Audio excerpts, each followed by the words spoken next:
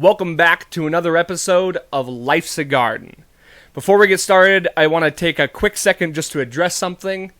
Last week on the podcast, I talked about my band's recent show at Craft Local, during which I had vented some frustrations about my in-ear monitors not working and about setup time.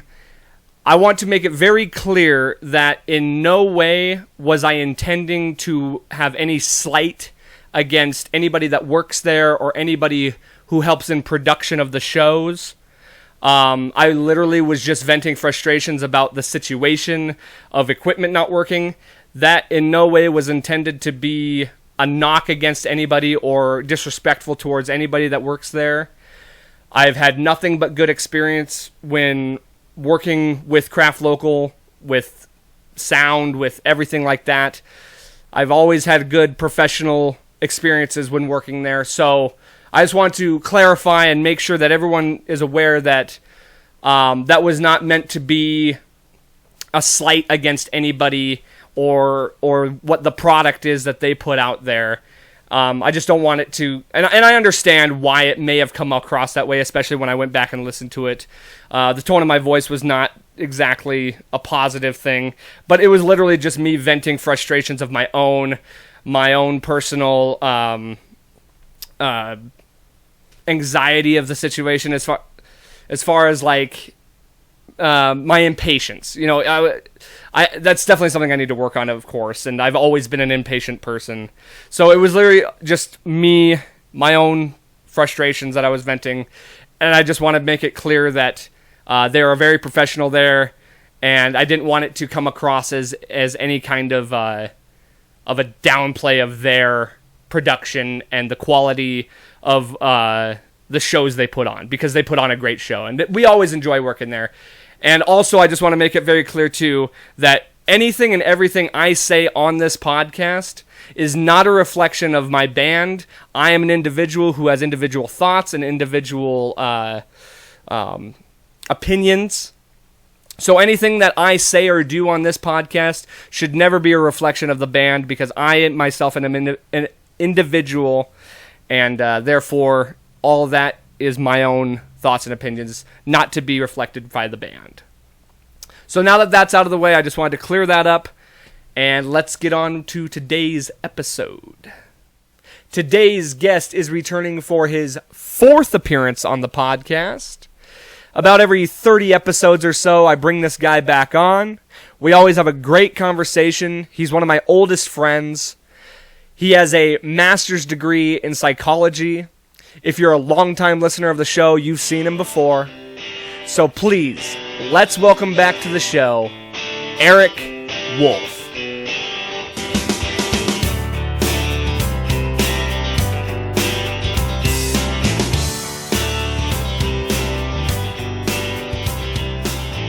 And he's back. Hi. Back for a low view episode. Every once in a while, we got to bring it down. Nah, it'll pop off eventually, right? Eventually. I mean, last week, solo episodes don't ever get a lot of views, but every now and again, I'll get one that just pops off randomly, and I haven't figured out the algorithm of why. I don't know if it's because of my tags. I don't know if it's just literally random. Yeah, well, that's probably a little bit of everything.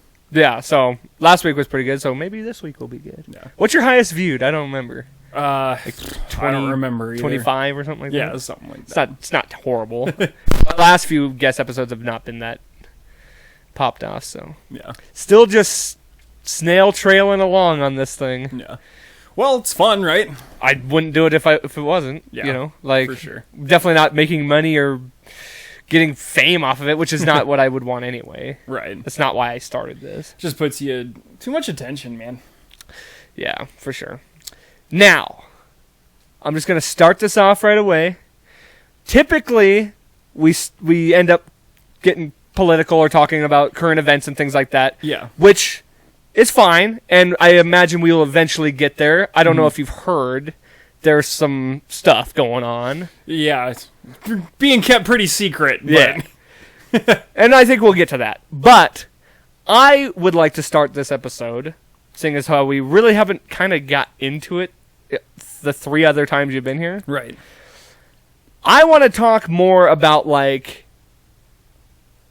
our friendship and, like, things we've done and, like, kind of just, like... Because we were talking about that a couple days, a couple weeks ago? Yeah. And those are fun stories. Like, I just want to, like, reflect on some of our, like, schools, like, the times we had in school or, like, when we first met and things like that. Yeah. Because we never really talked about that. And so, let's start with that, and then we'll kind of just go on, you know what I mean? Yeah. I wanted to do less politics anyway, so... But, I mean, I do think we should end up talking about... We should talk about the thing going on. But yeah. Not right now. We'll save it for later. So, when we first met was middle school. Right.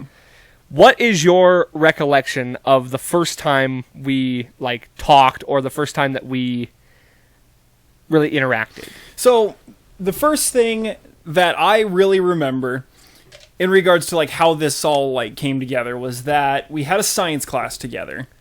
And we were sitting at the same table. I don't remember who else was there. It was some girl. And you and I had just, because we were at the same table, we'd done a couple of group projects together and stuff like that. And it was basically like, whatever. Like, you were just the guy at my table.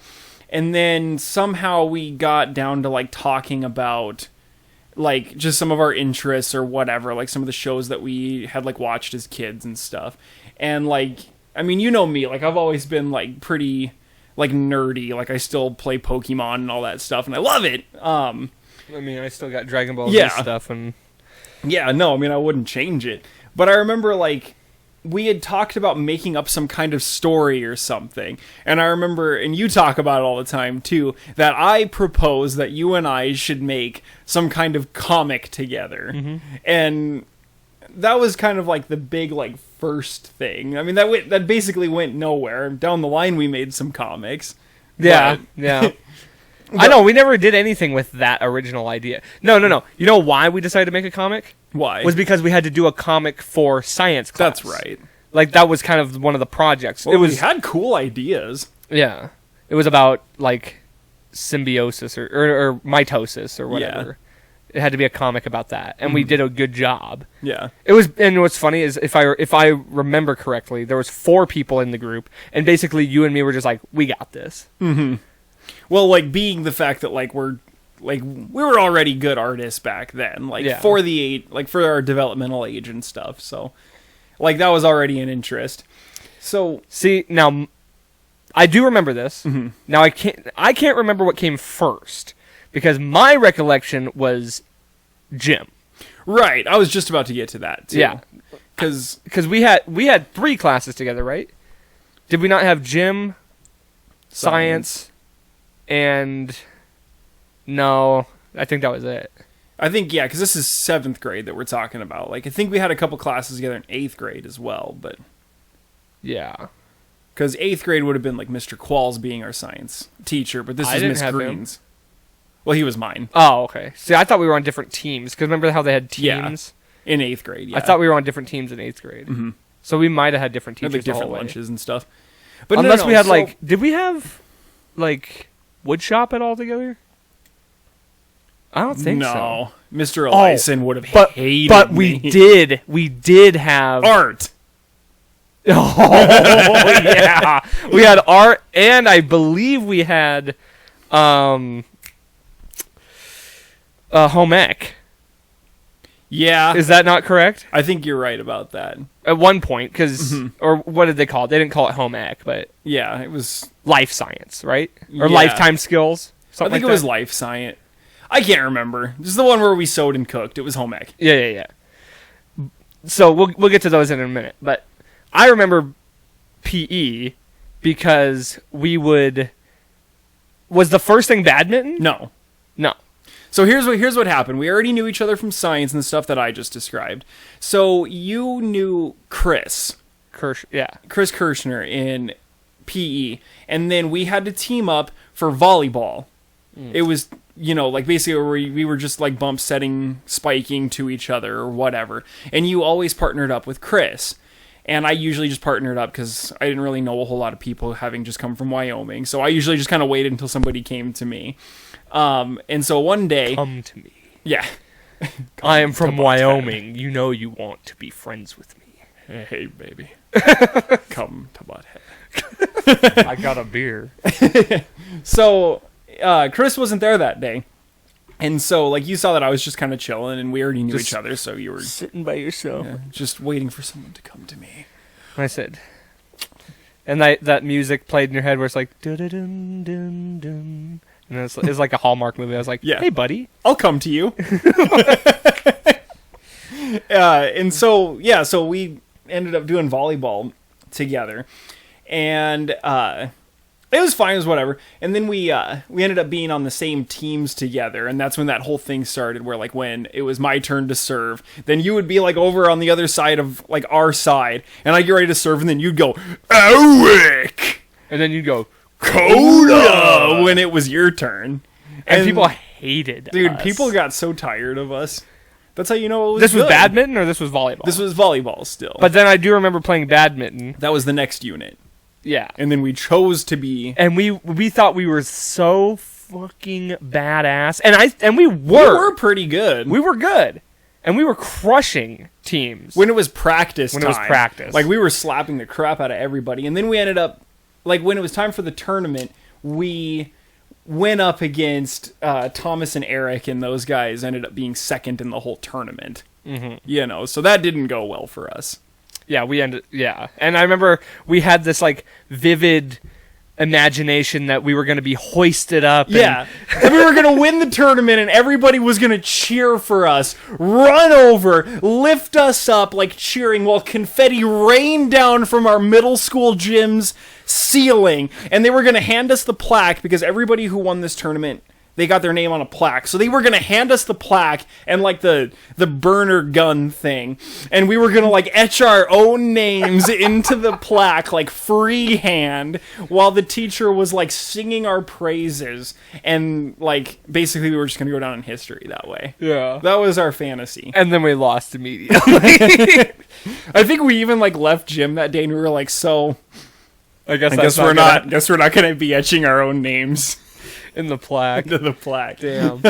Heartbreak City. It was terrible. Well, you know what was the real slap in the mouth was that at one point, just for fun, we were just playing against other people, and we played against Nikolai Brown by himself, and he beat us. Lost. Oh man, we suck. God damn. Okay. I mean, to be fair to Nikolai Brown, like, he was really good. Like, that dude could scramble like no one's business. Yeah, for sure. Okay, so how long after just the school stuff do you remember us, like, hang out outside of school? Well, it was during the badminton thing. Like, I think right at the same time as we were making up that fantasy, you proposed going and just hanging out downtown. Was that... Oh, because you were new to town. Yeah, so you kind of wanted to, like, show me, because I didn't really know a whole lot. Like, yeah. You know, I'd been around, like, Mom had a job and stuff, but, like, I hadn't really been around. I'd seen, you know, like, the mall and Walmart and stuff over here. I didn't really know downtown a lot, and I certainly didn't know the Heights, because I didn't really have a reason to go. You know who else there. really didn't know downtown that much? Who? Me. Well, you didn't fucking die. Yeah, I had been there a time or two, but I was just like...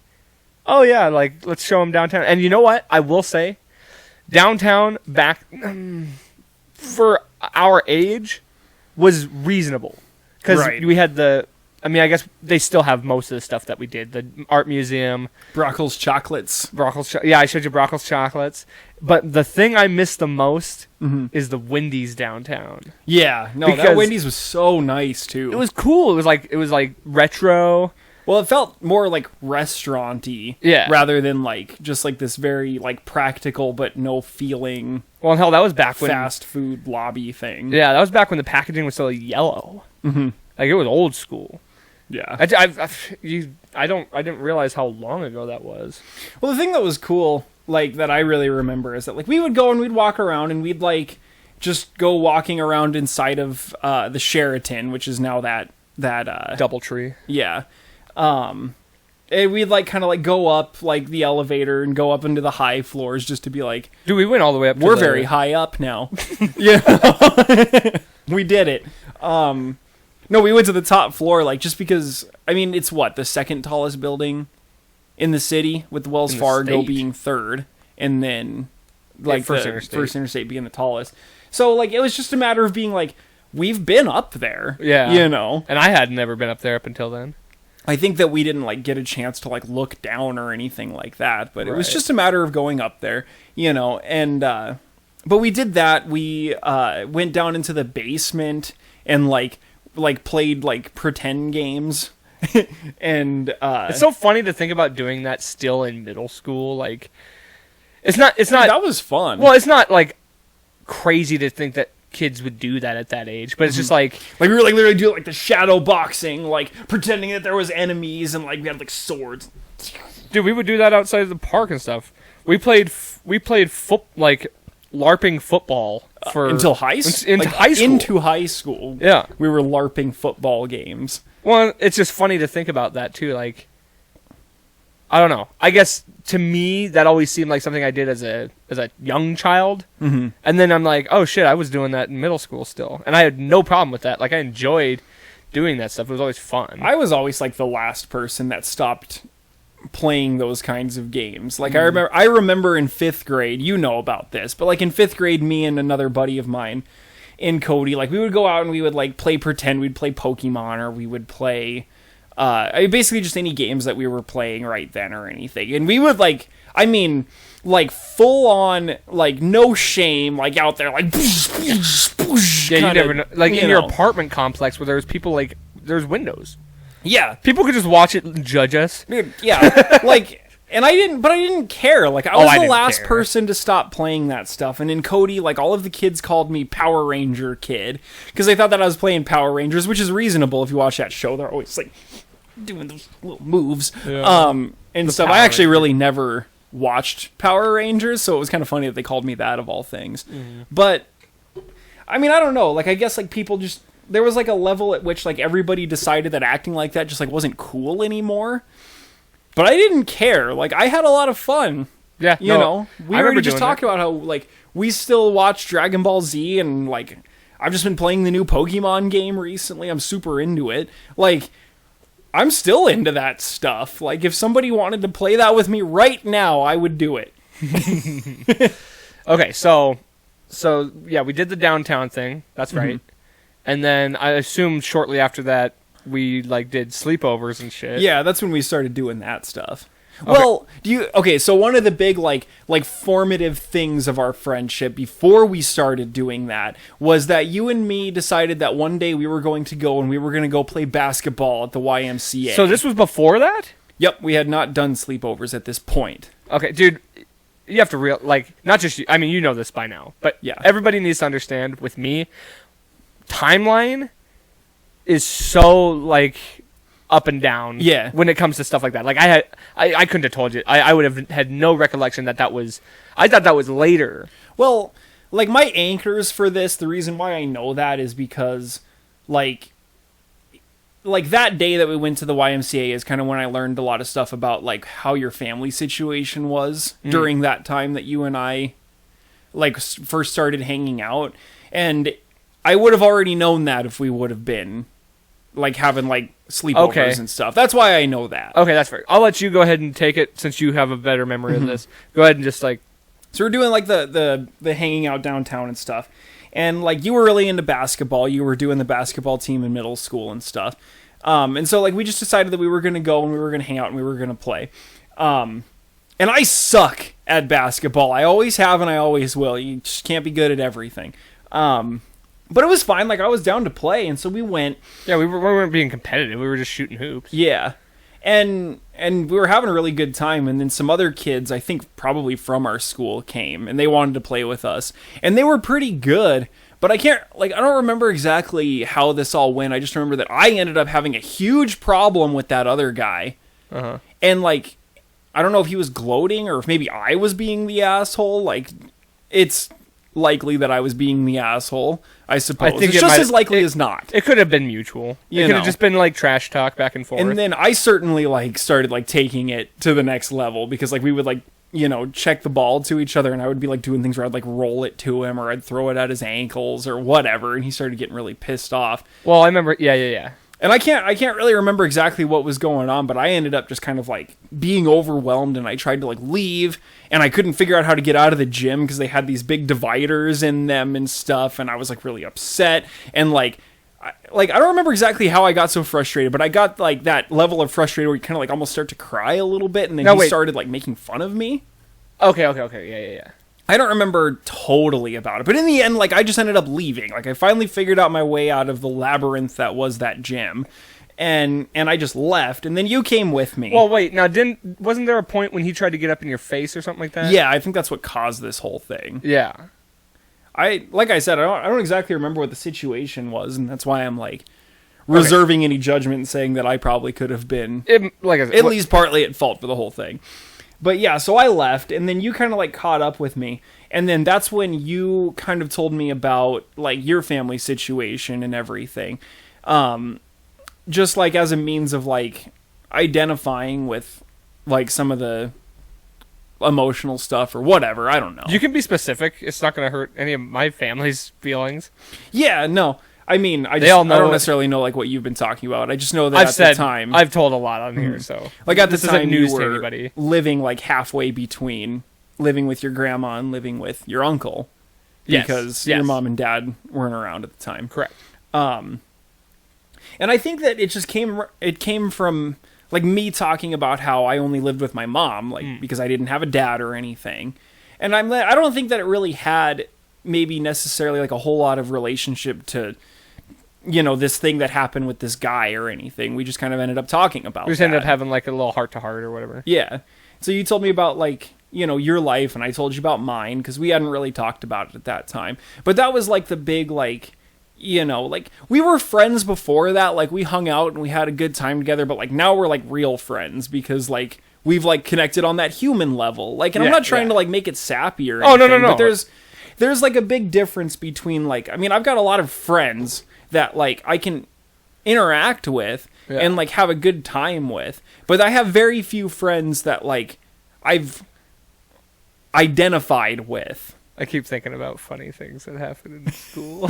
Yeah. Sorry, go ahead. We'll get to it. Well, that's basically it. Like that was the clincher for us being friends. Right. Yeah.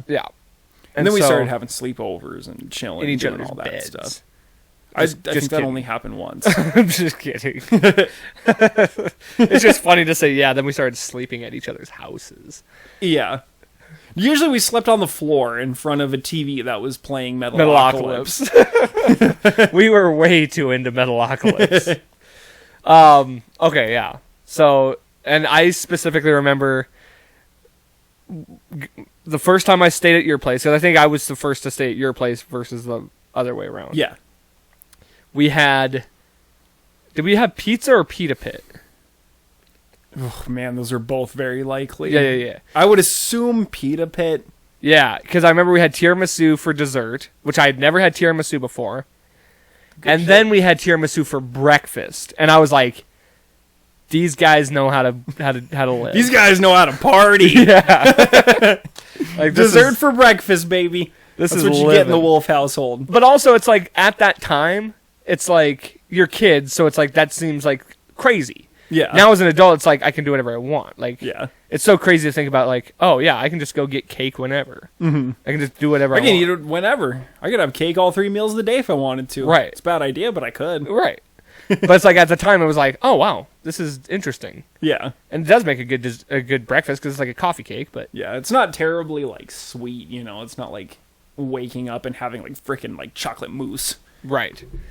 And so, okay, so there was that, and then that was basically just like the formation of everything, and then it kind of just evolved. Right. Now, let's kind of go back and forth at some like memorable moments that you had, like, because I want to just mention a few things that it can be middle school, high school, whatever, it doesn't matter. Yeah. Because it all kind of blends together at this point. Like, is this memorable single things or just like things that we've done throughout?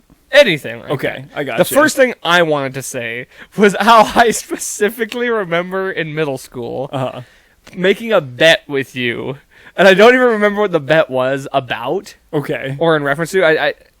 I just remember being like, okay, if I win the bet, you have to do 3 random things to random people. Yeah. That I asked, and I said I wasn't gonna make him like violent or like. Yeah, anything that was gonna like get me in big trouble or anything like that. Yeah. Just more like things that were gonna be humiliating. Yeah, and you did them all, if I remember correctly. And the only one of the things that I remember you having to do was I was like. I have to pick out a random person. We were outside. Yeah, and you had to school. And you had to go up to them and like grab them and say something weird. Yeah. Like I don't even remember what it was, but it was like I'm pretty sure that I said something. It was like something either related to like needing to use the bathroom was one of them, and the other one I think was like telling someone that I was gay. I think. I don't know. I wouldn't have made you do that. Yeah, you're right. Maybe it was. It was something like that's probably something that somebody else. I just remember you having to go up to somebody and be like, "Hey, buddy," like yeah, like really weird. Yeah, and he was like, yeah. I remember. I think it was something where I basically had to tell him that I like really needed to take a shit or something, you know. Jesus. But like, yeah, I had to like actually grab him and like get really close to him and be like, "Hey, buddy, just wanted to let you know that I really need to go." And I remember, like, I do remember like this Practical too, and Jokers. he was definitely like, okay. That kid probably never looked at you the same. I wouldn't have. Oh God. Okay, your turn. Let's see.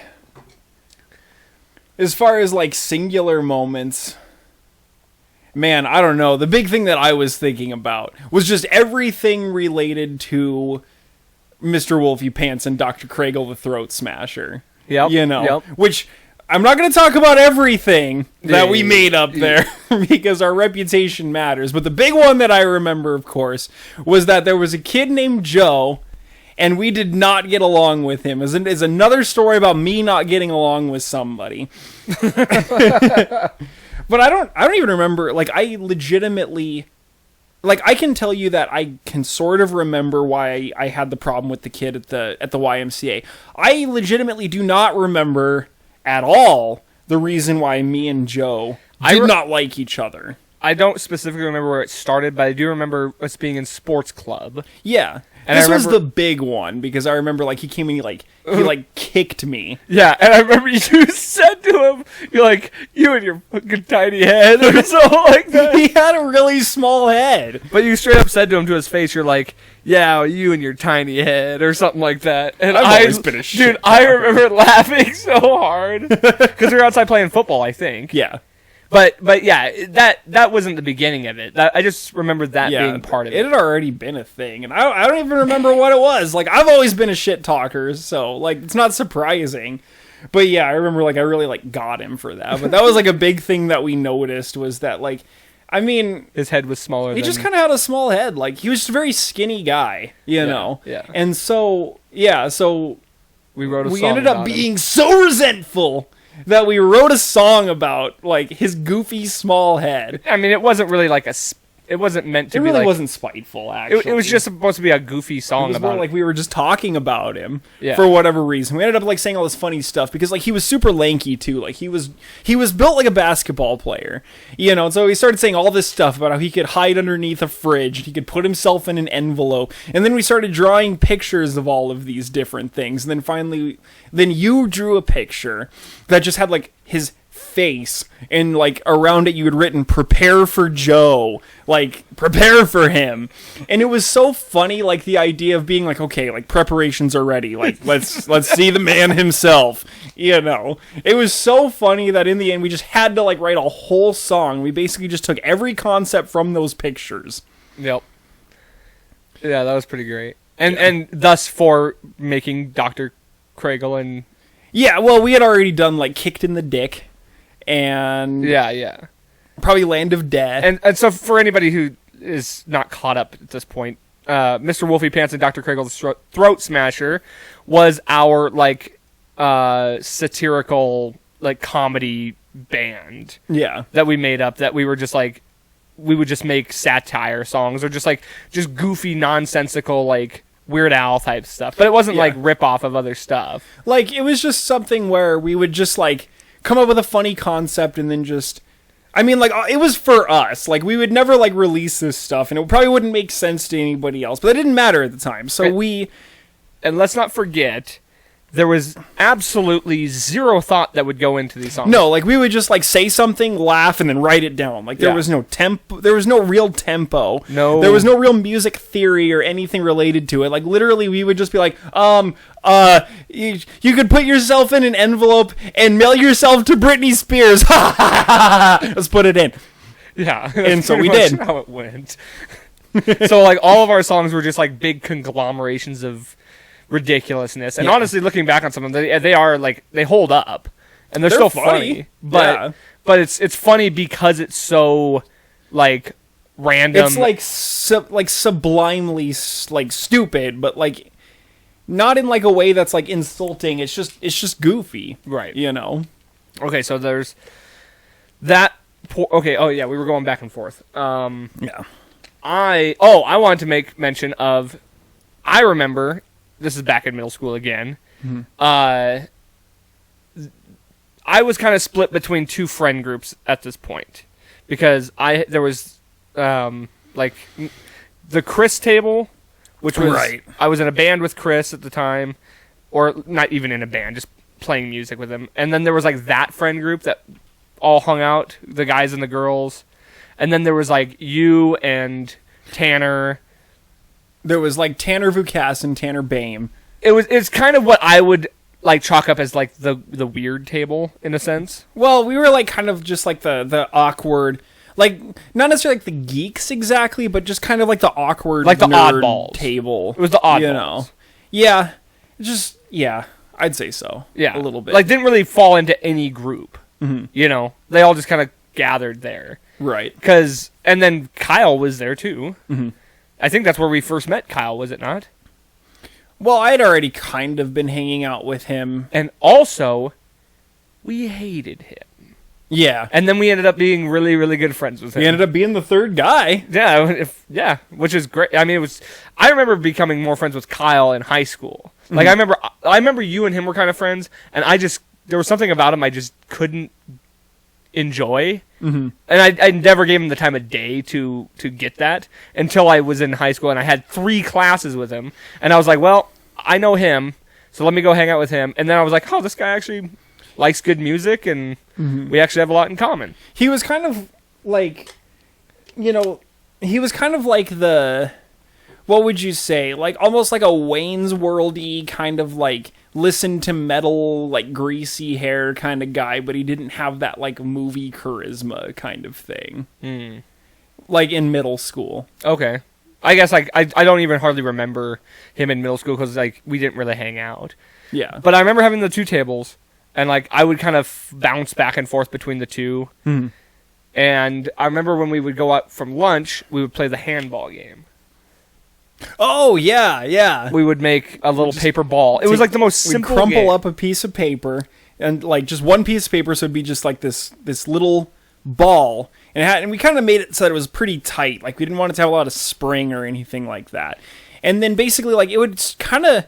Okay, so actually this game started because we were practicing for the badminton tournament. Okay. That's how that started. That's so ridiculous. And so like it would like nobody was really like invited or not invited to play, but it started off with just you and me, and I think Josh Zeke was interested in playing with us. And then eventually that whole like oddball table ended up kind of... But then like we started getting more people that were just interested in playing. Like all that it was that like somebody would throw up the ball and then we would hit it back and forth and just try to get as many hits as possible without it hitting the ground. Like everybody's played versions of this game, whether it's how many catches you can get with a football, which is also something that we've done, or anything like that. So that was our game, and we played it every day. It was fun for like lunch recess, and we had a great time. There was a ton of people that made fun of us, which like looking back on that, like, isn't that so fucked up? Like, why?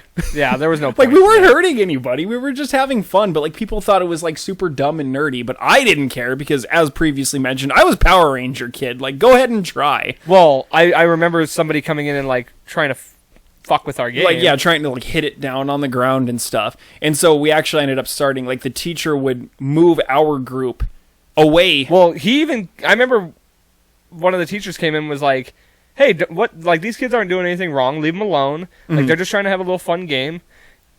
Fuck off, basically. Yeah. You know? No, but there was one day, I remember there was one specific day where we actually had a whole bunch of people that decided that they wanted to play with us. And it was like people from like all of the different cliques, you know? I mean, we even had like some of the popular kids come and play with us a little bit, you know? Then there was like one specific day we had so many people that we had like an outer ring of kids, because we always did it like in a circle, but the ring was so big that we actually had a couple of kids inside to like pick up the ones that didn't end up going all the way across the circle or whatever.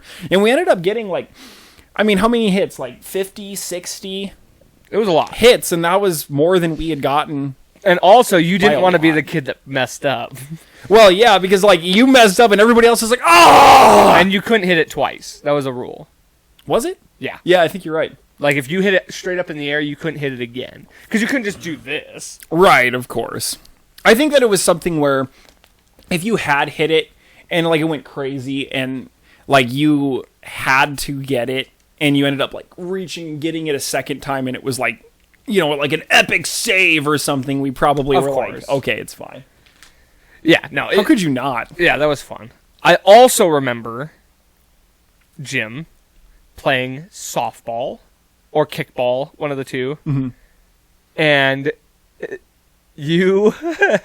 No, this was in the gym. Okay, we played like kickball in the gym or something like that. Is this the one with the... I think this was... You're always doing that. Yeah. That was during sports club. Yes, you're correct. And we were playing... Kickball. I think it was softball. Or it was like wiffle ball. Yeah. No, you're right, it was wiffle ball. Mm-hmm. And we don't got to say the person's name. Right. Because I don't want to out anybody. Right. This is middle school, but like, so who cares? But running the bases, you were on second base, and this kid who you knew. Yeah, we were friends for a while. Yeah, he was on the base, and what did you say to him? Okay, so this is exactly what happened. He ran, and he got to second base, and he stopped, but he really like had enough time to go to third, you know, in my judgment. And so, like, after the whole play was over, I just kind of went like, you could have ran to third, man. And I didn't mean it like in a mean way or a stupid way or trying to treat him like he was stupid or unskilled or anything. I was just like, you could have gone to third. Like, why didn't you do that? And I don't know if he was already frustrated or what, but he turns around and he looks at me, fire in his eyes, and he picks up the base, which is just like this little rubber mat thing, and he just kind of like flails it in the air a little bit and then throws it down, and he looks at me and goes, "You're always doing that!" And then just kind of stormed off. Yeah, and the coach or the teacher, I guess. Yeah. It wasn't a teacher, but it was a club. Yeah, his like the facilitator, whatever. Yeah. The adult of the group. He was like, whoa, what's going on here? Because like, I didn't hear anything that you said. I was just like standing there, like kind of like watching, and I remember seeing you lean in and say something, and then him just flipping out. I also remember a time of being outside. This was during PE. the other baseball one. Yeah. I think this was kickball. This was the worst one. And I don't remember exactly. Like, you might have to refresh my memory on why this happened. But you got another kid that I didn't get along with. Go figure. You're noticing a trend here, everybody. Somehow, some way, we became friends among all the people. You were the one guy. Yeah. And so, some kids said, and you can refresh me after this, but you got mad at him, so you picked up a scoop of dirt, threw it on the ground, and went like... Yeah. Pointed at him. Yeah, like, you pointed at him. Like him. as if I was just like, you. Yeah. You're gonna get it one day. And the teacher goes, hey! Don't point at him. Don't you be pointing at him. Yeah. Now, what was it that happened? Do you remember? I mean, I just think that... You know what it was that, like, he was really good at baseball. This kid were playing wiffle ball, and he was really good at it. And he was, like, stealing and stuff.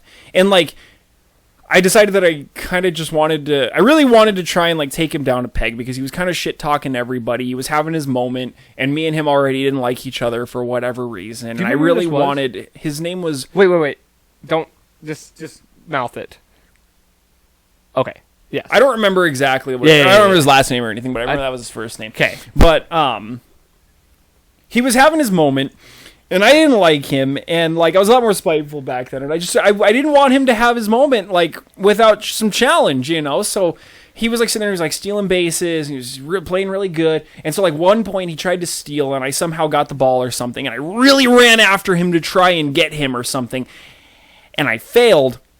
And then the next time he went around the bases, he kind of like started shit talking me a little bit. You know, like he ran around my base and like said something to me. It really made me angry, and so that's why I did that whole thing, like as if it was like some kind of like challenge or threat or whatever. Like I was already losing.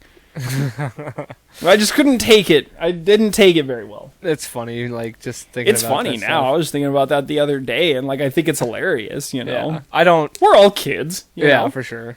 Now, before we leave middle school here, because we haven't even talked about high school yet, you gotta tell the story of what you wrote in your journal about me and a certain girl that you had a crush on. Well, just because I think it's funny, you know what I mean? Yeah, no, I had like a personal journal that I just was writing in. Let's give this girl an anonymous name. I don't even remember who it was, to be honest. I do. Oh, okay. Yeah, that's what it was. I mean, are you talking about like the thing where I like accused you of? Okay, no. Here's what I remember from what you're talking about. I just remember that like I really liked this girl, and I really really liked this girl a lot. And I was thinking about, I was like writing down about how I liked her so much, and how, I don't know, it was almost like a nice guy rant where I was like, I wanted to treat her really good, you know, and I basically said something about being like, you know, like I'm not like Dakota when it comes to girls. Like he just, and what I said, as I recall, was like he just wants a girl to just make out with, and I want a girl to like treat well and all this stuff. So like I really like made it out like you were like this big slut for making out with girls. Like, because middle school, like, sex wasn't even really a thing. Well, yeah, no, dude, like, I was still sitting there watching SpongeBob, like, I knew about it, but it wasn't even on the table, dude. And it was crazy, because I do specifically remember certain girls that had sex, and, like, we had heard the stories of, like, different guys that had slept with girls, or and it was just so crazy, because it was I remember there was one girl in our class that, like, I mean, it might have just been a rumor, but someone where it was like, you know, she was an 8th grader and she was already like sleeping with like seniors in high school, and everybody, I know exactly who you're talking about. Was like talking about it for a little while, and I feel bad for her now. Yeah, I've seen her around, and she's doing well, which is cool. Yeah, no, I mean, everybody has their journey and whatnot, and everybody has their thing. I'm not gonna like slut shame anybody. She had a first name that was very similar to mine, and I remember she told me once in middle school, she was like, I don't even remember what I had a problem with somebody in that class, and she was sitting, she thought that guy was really cool, so she didn't like me. And I remember one time, just like out of the blue, she told me that she hated that our names were similar, and so she wanted me to kill myself so that she didn't have to deal with that anymore. Like, Jesus. I know, I remember that, and I was kind of just like, I mean, I could just change my name, you know? Like, I'd rather just change my name than die. Yeah. Like, I wish you would just kill yourself so that our name wouldn't be similar anymore. Which in my head, I was just kind of like, well, I think our names would still be similar. I would just be dead. You know? Yeah. God, that makes no sense. I think that wasn't as directed at me as like she thought. It didn't end up like really doing anything for me. Of course. But it was just a funny thing that I remember. Just kind of being like, geez, dude, that's a really kind of ridiculous thing that you just said to me there. Yeah, I just thought it was, and then I just thought it was funny, the whole, like, he just wants to make out with girls. And even more so, I remember when you found that journal, like, we were just going through stuff, and you found it, and you're like, oh my god, I have to read this to you. And, like, and I remember you also had, like, a later entry that you were just, like, you know, kind of retracting that statement and being like, I think it was later in that one. It was like almost like as if I was just like, I didn't really mean it. Like, he's a good friend. You know, he's a good friend even if all he wants to do is make out with girls. Okay, so let's go to high school and stuff. Is there anything? We didn't even talk about the razor and the little videos that we made. We can't leave that out, of course. I mean, that one was just like a really cool, like, it was something that sort of like was like something that we could do as friends anywhere all the time, because I had this Razr phone. It was a Motorola Razr, like from way back in the day, and it had the ability, or it had a camera, and you could make videos on it. And it's not like anything like how it is today. Like, it was an old little flip phone, and it only had the capability to make 15-second long videos. Like, we were legit like the Vines or the TikTokers. We were the original. Well, I'm sure other people did this, but we were Vine before Vine. Like, we could have. It sucks so bad that we didn't come up during the Vine era, because we would have been doing that shit so much. Ugh. Like, we very easily could have been like Viners. Yeah, probably. I mean, with a little bit of like cloud in it too, you know. Yeah, because our stuff was funny and random, and that's what people like. I mean, and it was really random. I mean, there's like one where you're just like hitting me with a shoe bag, and then come up and go, "Happy birthday, you're gonna die!" Which is another Metalocalypse reference. Again, we were huge fans of this show. The whole thing was We would really legitimately funny. stay up late to watch Metalocalypse and just headbang. Yeah. To the So like the theme song, we would like stand up. It would be like midnight, 1 o'clock in the morning, and we'd be like standing up like in the living room of our house, and we had to be quiet because our parents were sleeping. Yeah. So we would have to be quiet. So we'd have it on and be pretty low, and it'd be like, you know, with the heavy guitar and stuff, and we'd be sitting there just like head banging. And in art class, all we did for projects was just make doodle. Like, we would just make big collages of random art. We didn't do any of the assignments, but we would just make these drawings of just things that we thought were funny. We would pass the paper back and forth. So I would draw something, and I'd pass it to him, and he'd draw something, and just keep going back and forth.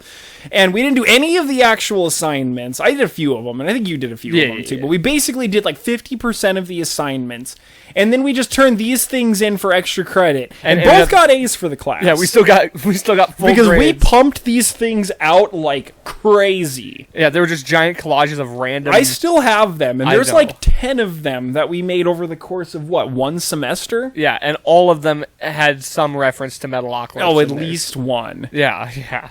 I mean, it would be anything. It would just be like one of the characters beating somebody over the head with a guitar. You know what was really funny is that there's one on there where we drew a picture of another kid that was at our table Yeah. in that art class, and he made some political statements to us, and then we just decided we developed like a little headcanon that he was racist. And so we had a picture of him like with I know exactly. a little pointy hat. I know exactly like who beating this up is. somebody or whatever, and we were calling him like so and so the racist and all this stuff. And then Which is pretty fucked up. Well, in sophomore year of high school, he came up to me and he said to me, "Yeah, I really don't like black people. They just don't really belong in my world." Oh, and it so was we because, had a good judgment? It was because he was talking about some girl that he had a crush on. He's like, "Yeah, she's dating some black guy." And I was like, "What? Like, okay, why does that matter, dude?" You should remind me, like, when we... Not here. Yeah. When we turn the cameras off, remind me who it is. I think I know. Yeah. I'll tell you. Yeah. But, yeah, so he's telling me that's the girl that he liked. And he's like, "Oh, but she's dating some black guy." And I was like, "What? Like, you can't say that." And he's like, I was like, "Are you like, hate black people, bro?" And then that's what he said to me. He was like, "They just don't belong in my world." So we had, like, a good judgment of who he was. Yeah. Also, it's weird. It's a weird thing. Yeah. Also, okay, so... No, wait. Where was I going to go with that? The art projects. Oh. The camel toe. I might have told this story on the podcast before, but I'm going to tell it again. Yeah. So, we're sitting at the table making one of our collages, and like he drew just like a foot of a camel sticking off the side, and he goes, "Look," and I go, "Yeah, what about it?" And he goes, "Don't you get it?" And I was like, "What?" He's like, "It's a camel toe." And then him and this other guy at the table were just like laughing so hard at that. And I was like, "I don't get it," because I didn't know what that was. Like, I didn't know the reference. And we had a substitute teacher that day who was a hot chick, by the way. She was very, very attractive. And she was just like walking around and stuff. And then those guys were just laughing at my stupidity and my like ignorance of not knowing what a camel toe was. When she was walking around, like, then we stopped saying the actual word, you know. We were just laughing. Yeah. But we weren't saying it anymore because we didn't want to get in trouble. And I go, what is so funny about a camel toe? No, and he asked like several times, and like me and the other kid were both just like, dude, you know, and he's like, no, you have to tell me what's funny about a camel toe. And we're like, shut up, dude. Yeah. And he just would not. Like, I was like, I don't get it. like, I will not shut up until you tell me what a motherfucking camel toe is. Tell me about the camel toe. And the teacher comes around and goes, hey, listen, if you guys are going to be dirty, you can leave. And I was like, I literally sat there like, what? Yeah. And we were just kind of like, oh my god. I just remember going, what are you talking about? Like, dirty? And then you told me, and I was like, incredibly embarrassed. my soul left my body in that moment. We were like, dude, The whole trying to tell you. The whole class could hear me, like, freaking out about it. Like, I was not shy about just yelling this. Yeah. We're like, dude, it's something inappropriate. Shut up. Yeah. Like, you wouldn't just tell me, though. I honestly don't even remember how I learned what that was. It's not like mom sat me down and was like, Eric, we're going to talk about the camel toe today. Just thought you might want to know. She's like, you see that? You see what that is? That's what's called a camel Yeah. toe. And I was like, oh my god. You're like, thanks, Mom. Now I know. Now I can make Dakota look like a fool. Yeah. I can't wait to use this. Okay, so we got off on a tangent there. Yeah. You were talking about, what were we going? Oh, no. I was talking about the Razor phone, the Razor. which, I mean, basically, like, that's just what it is. Like, we would take, you know, I had my phone everywhere, and we would take we would make these videos everywhere that we went. Like, on the walk home, we would make them at school, we'd make them in the hallway. There's, like, I mean, we go to, you know, downtown to, like, the bank, or we would go to parks all the way, West Park Plaza. you know, So around many in West town. Park Plaza. Well, and that's one of the cool things. That's one of my favorite things about those videos is that there was an old, like, the West Park Plaza here in Billings used to be way different. There used to be a Hastings that was in the middle of the store instead of over on the side where the Ganans is now. There was a CVS over there. There was that costume store that was in there, and like now it's like if anybody doesn't know, is a mall. It was a mall, like, and it's really not anymore. Like, now it's more like a strip mall, whereas it used to have, like, where, you know, it would have, like, the corridor on the inside with all of these different little stores that you could go into. They had a food court. They had, like, a little play area for children. It was really cool, and it was only a couple blocks away from our middle school, and it was on the way when we were walking to my house anyway, which we did almost every day. Yeah, also, that's another thing that we should mention. We walked everywhere. And talk about the bus curse. We would, yeah, but for like real. The cool thing about that phone is that, like, that was that little mall was such a significant part of our childhood because we went there all the time. Like, we have all of that stuff immortalized on that phone. Yep. Like, I can look at those videos and I can see that place, and it doesn't exist anymore. And it's kind of sad, but it's also kind of cool. I can still smell it. Yeah. There's, like, it had a distinct, like, musk. Of, like, kind of an old building. Well, they had, like, coffee shops, and they had all this stuff, too. So, like, all that stuff kind of, like, melded together. Yeah, I miss that old Hastings, dude. I miss the Hastings. graphic design of that old Hastings. Forget the oldness. Trust me. I miss Hastings as a whole. I know. But I agree with you. I do miss, like, the retro feel of, like, the old Hastings. As well as, like, Blockbuster. Like, it's the same feeling. Right, yeah.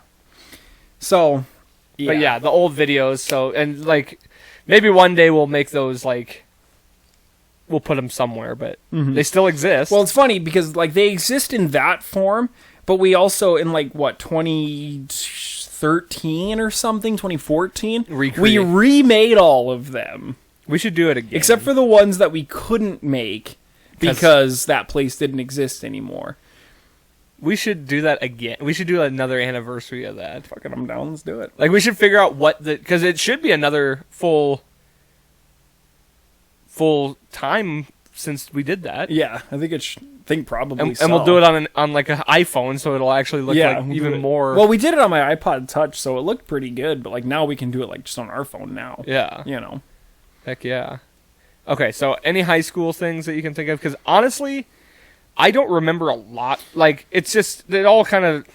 Okay, so I don't remember any big moments. My big high school memories kind of all come from the same area. And, like, really I'm going to talk about two. And they might be a little bit, like, self-serving because I think that these...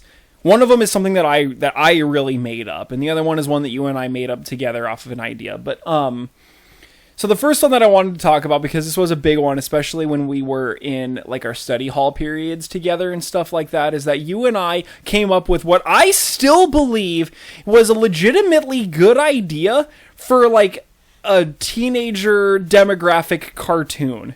Ah, yes. Which we called Asphalt and the BG Man. And it was basic. Asphalt. Yeah, his name was Asphalt Rhodes, but we called him Ace.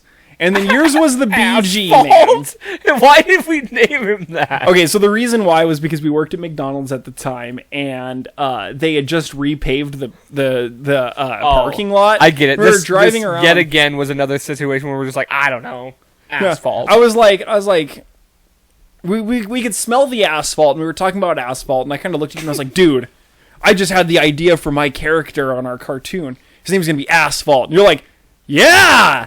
And his last name could be Rhodes, like Randy Rhodes, Rhoads. And I was like, dude, it's beautiful. But we call him Ace. Yeah, we called him Ace for short. But like, I mean, it was just kind of like a, it was going to be like a cartoon that was basically... And the BG Man, which stood for Bean Garbanzo. Yeah, that's right.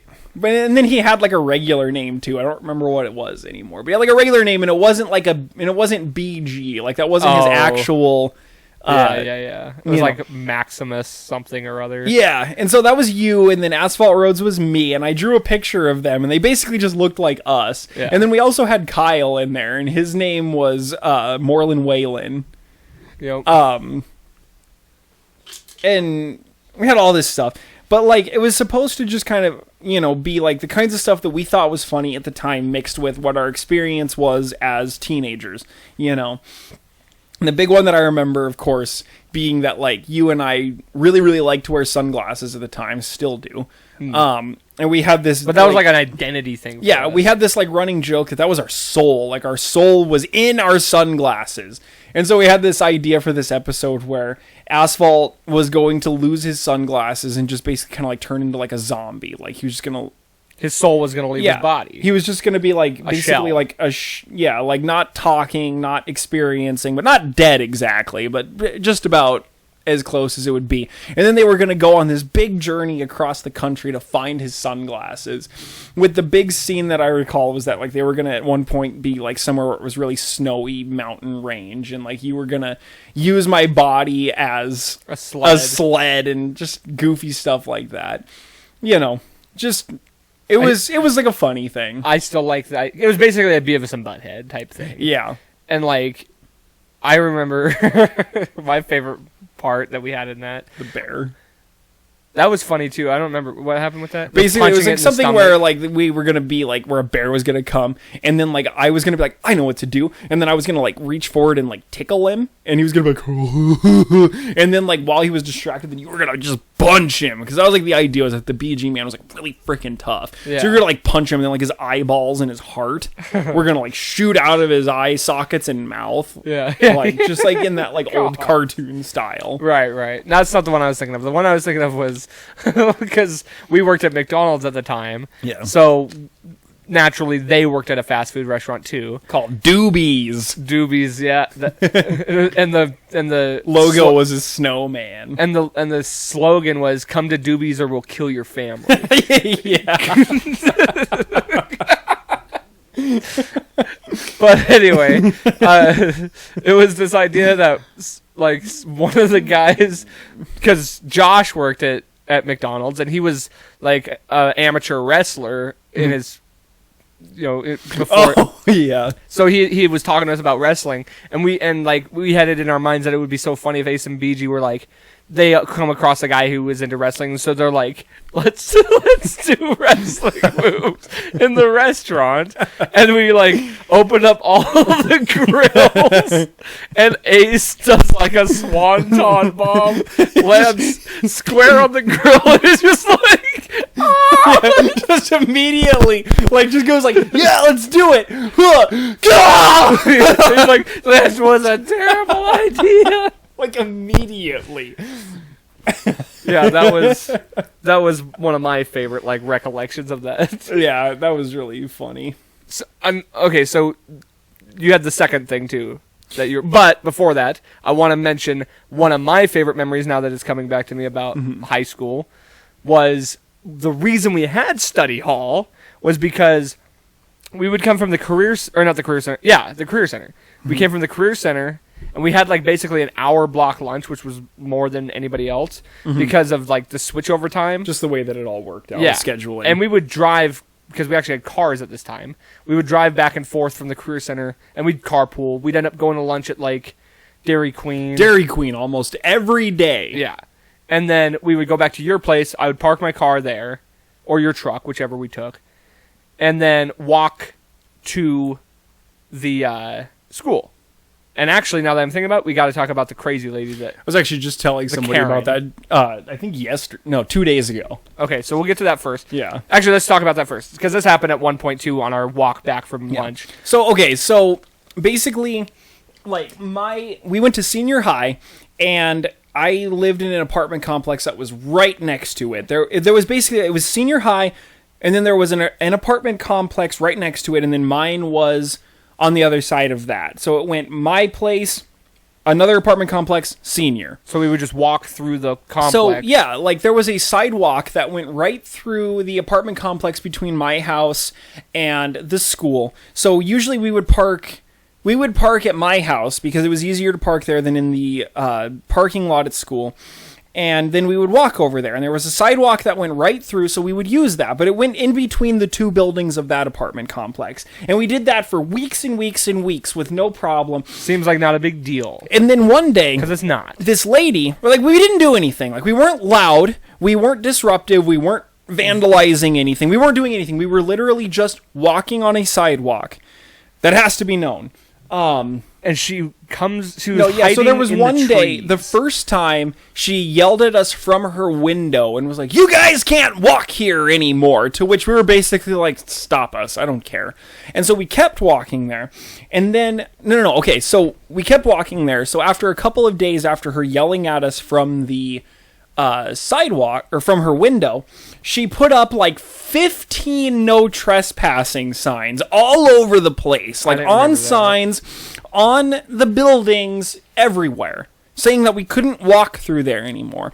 Because she owned the buildings. Which, I was just about to say, like, you and I were not like punks by any means. Like, we weren't bootlickers, but we weren't punks. We kind of were pretty straight-laced. Yeah. I mean, we didn't drink, we didn't do anything crazy in high school. Honestly, like, what we did was we kept our nose clean so that we would have the most opportunities for our future. I guess I didn't really look at it that way, but, like, we were just... It's not what we were into. We just weren't anyway. Fuckers. We weren't, We weren't partiers or anything. Yeah. Like, we had a great time doing what we did. We didn't need to do that kind of stuff. Right. So anyway, yeah, so, I mean, we really weren't punks or anything like that, but, like, there was something about, like, that no trespassing sign thing that really just activated my fuck you complex. So we didn't take that seriously either, and so we continued to walk through that place until finally one day this lady comes from literally nowhere, like, just appears from the ether with her phone, and she's like shoving it in our face, and she goes, "Smile for the camera, boys, this is gonna look real nice for your SRO," and like really started harassing us, talking about how she was gonna show it to our school officer and stuff. And like Kyle was like, okay, which I mean was reasonable, but we were like, "Are you serious, lady?" And like I feel bad now because like we totally should have just been like, "You better delete that video off your phone right this second because you're not allowed to do that. And if you want to have a conversation about that, why don't you go ahead and march on over to the SRO and we'll talk about that. We'll talk about you having that video of minors. Fuck off." But also it's like, and then if I remember right, like one of the principals or somebody came up to us and like, they're like, "Hey, can you just go around?" Like, they're like, "We know you're not doing anything wrong." Did that happen? Yeah. I couldn't remember that somebody... So she actually did go? Yeah. Somebody did come up to us and was like, "Look. What a lunatic." It's not like, we're not mad at you or anything." They were just like, "Can you just like, is it just that much trouble to go around?" She probably went over there and like flipped out. And like in the end, like what we did by not doing that anymore was the correct decision because it so was not worth dealing with this lady anymore. Yeah. And I think that's exactly what the school was too. They were just like, "Look, we'll just do this to appease Crazy Pants, okay? Please don't go over there anymore. Like, she's nuts." nuts. Yeah. But anyway, diverging. Yeah. One time we were going back, and after lunch, we had a ceramics class, which I didn't really love anyway. The teacher was a fiery bitch.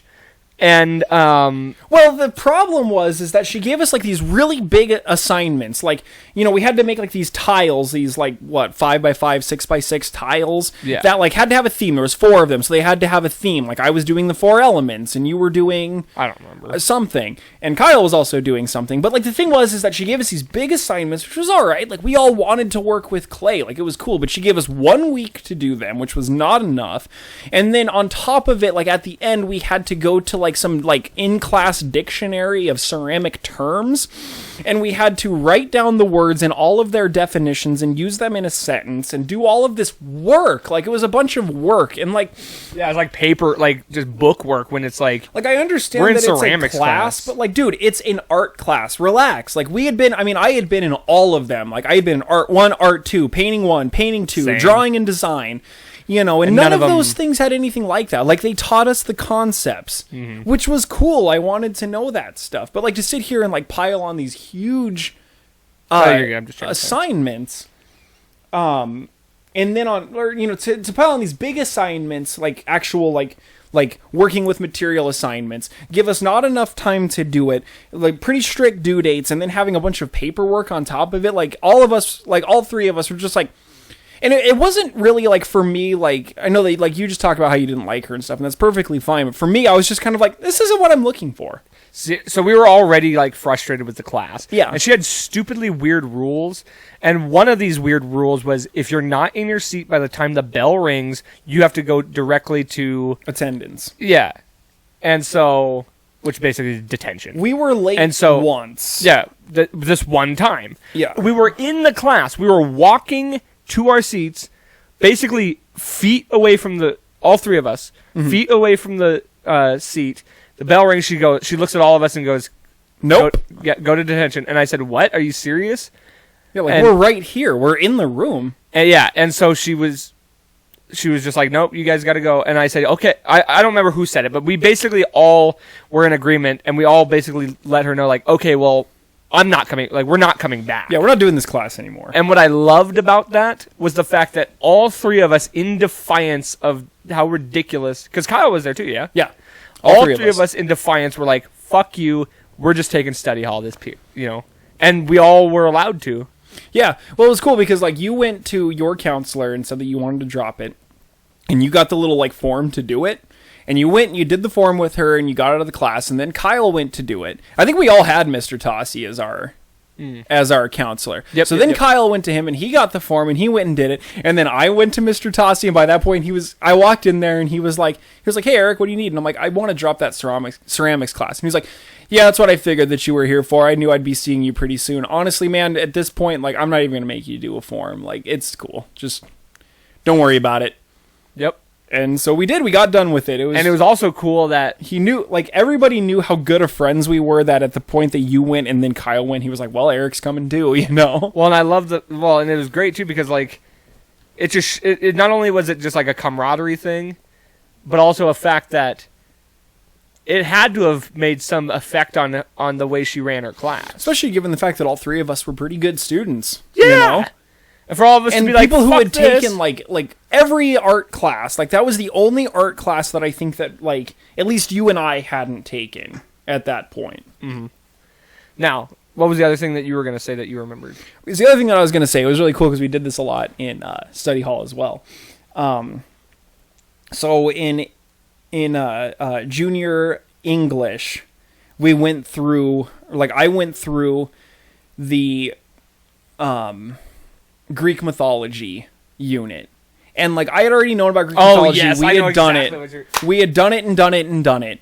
But I wanted to talk about, for some reason, like, this time of going through Greek mythology just hit for me, and I loved it. I absolutely adored it. I was learning everything about it. I was reading about it. Yeah, because you were doing it at the same time, and you and I started talking about it. Yeah. And then you were super into it, too. So we were learning everything. We were learning about the gods and all the stories and everything. And, like, right at that same time, that movie Immortals came out, which was, like, a very you know, like Hollywooded up version of like the story of Theseus, and it had the gods in it. It was really cool, and so we were really into that.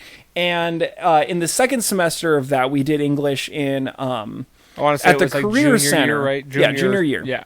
And we did our English class at the Career Center, and we were done with mythology at that point. But we did Dante's Inferno, and one of the things that we had to do was we had to make our own Inferno. So we had to do all of the 9 circles and had to put like some people that were in it. But you and me went a step further, and we made our whole poster and everything. But we had like a Greek god. But wait, there's a very important part of this that we're missing, and that is the fact that we weren't in the same class. Right. And like for the Dante's Inferno thing. We had the same teacher, but you had it a different period. I had it the period before you. Yes. And we asked if it would be okay, because you had to do it as a team. Like, you had to team up with somebody. Mm-hmm. And we asked if it would be okay if we teamed up separately in 2 different from 2 different classes to do so, and somehow, some way, she was cool with it. Yeah, she was cool with you and I working on this assignment, even though we weren't in the same period, and we had to present them. And it was okay with her that I could present it in one class, and then you could present it again in the next class. Yes. You know, so yeah, so we ended up making this poster together, and it was really cool. And like we took it a step further, and we made it so that we had a Greek god that like governed every circle. I don't remember what they all were now. I could tell you if we could go through the circles. Yeah, do you remember what the circles are? Because we can talk about the people that we put in there. The one thing, I mean, we fucked up one. And the one that we fucked up was that in the Circle of Greed, we put Warren Buffett on there. And looking back on it, there were so many better people that we could have put on there. Because, like, Warren Buffett, like, we basically put him on there just because he was rich. Well, he, at that time, was the richest man in the world. Yeah. But, like, I mean, realistically, like, this dude, like, gives a lot. Yeah, but... Like, there's people who gave a lot less that we could have put in. At the same time, I don't... Well, and I agree with that. I mean, I definitely think there was better options. I mean, gluttony maybe, but greed was kind of a harsh one for him specifically. I would agree. And also, I think he was... I wouldn't necessarily go against that as him having greed, but... There was much better picks. Yes, of course. You know. And also, we had to realign them to the levels that we thought made sense. And I think you could, like, pick different... I don't remember. But I think the only ones we switched were like, wrath and anger. Oh, yeah. Because wrath is based... I think that... I don't remember exactly the order now. I'd have to go back through. Mm-hmm. Or lying. I think lying is 8. I think, which is funny nowadays. Yeah. You know, I mean, it's like treachery was the last one, and that makes all the sense in the world. But yeah, and but I remember, like, for example, like for the Greek gods, like, you know, you have like the circle of lust, and we put like Aphrodite, you know, being like the goddess of beauty, and we had Athena being like she was the guide, she was Virgil. Yep.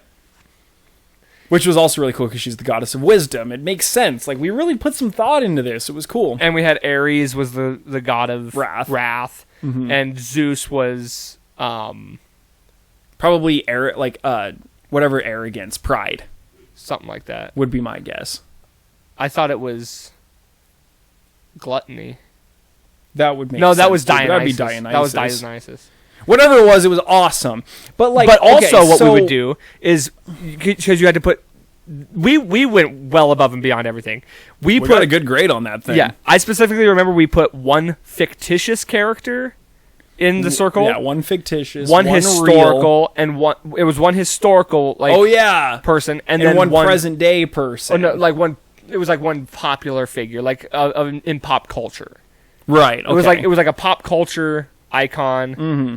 It was a fictitious character, and it was a So like if it was lust, we would have done like Cleopatra, maybe like a porn star like from right now or something. I mean, we wouldn't do that for high school, but you know, you get the idea. I remember we put Scooby-Doo and Shaggy in Gluttony. Yeah, so good. And I remember like we put Lando Calrissian in Treachery. Mm-hmm. Yep, that was pretty. And then probably like Benedict Arnold. I think, yeah, it was Benedict Arnold, and then it was... I don't remember who the pop culture was. I wonder if it would have been somebody like... God, we don't have that anymore either. Yeah, that poster's gone. Damn! Because I would have liked to see what we did then and what we could have done I think the computers that we made it on are gone, too. I don't know, we should make a new one.